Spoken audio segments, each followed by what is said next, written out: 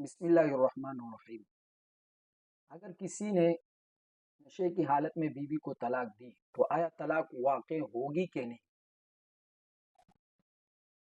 اس بارے میں دو رائے ہے۔ اکثر صحابہ اور فقہا اس بات کے قائل ہیں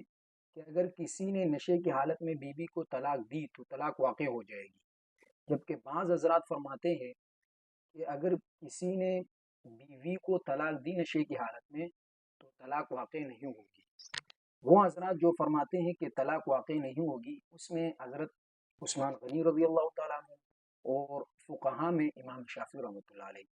وہ دلیل میں فرماتے ہیں کہ اگر کسی نے شراب پی لیا تو اس کا عقل زائل ہو گیا، اور جب عقل زائل ہو گیا تو اس سے بندہ غیر مکلف رہا، اور جب بندہ غیر مکلف رہا تو اس سے طلاق واقع نہیں ہوگی۔ اور طلاق دینا بھی ایک تصرف ہے، تو لہٰذا جب بندہ غیر عاقل رہا تو غیر عاقل ہونے کی وجہ سے وہ اس بات کا مکلف نہیں رہا کہ وہ اس طلاق کا اہل رہا، اس وجہ سے اس کی طلاق واقع نہیں ہوگی۔ جبکہ دوسری طرف صحابہ اور فقہا فرماتے ہیں کہ اگر کسی نے نشے کی حالت میں بیوی کو طلاق دی تو طلاق واقع ہو جائے گی، کیونکہ اس نے جو نشے کی جو یعنی شراب پیا ہے یا پھر دوسرا نشہ کیا ہے، یہ شریعت نے اس کو حرام قرار دیا گیا ہے، اور جب شریعت نے ایک چیز کو حرام کیا ہے اور پھر بھی اس نے وہ چیز اختیار کیا، اور جب وہ چیز اختیار کیا تو اس میں غلطی اس کی رہی ہے،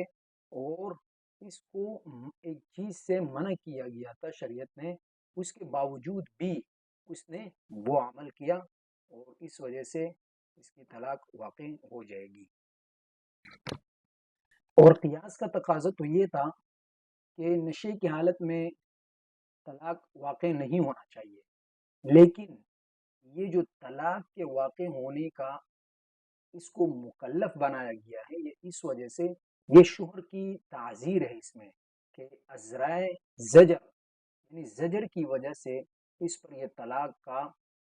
فیصلہ کیا گیا ہے، لیکن ازرائے زجر طلاق سکران نافذ کی جاتی ہے۔ ہاں، اگر کوئی ایسی چیز ہو کہ اس نے مباح چیز استعمال کیا ہو نشے میں، اور اس مباح چیز کی وجہ سے اس پر نشہ آ چکا ہو، پھر اس نے طلاق دیا ہو تو یہ طلاق واقع نہیں ہوگی۔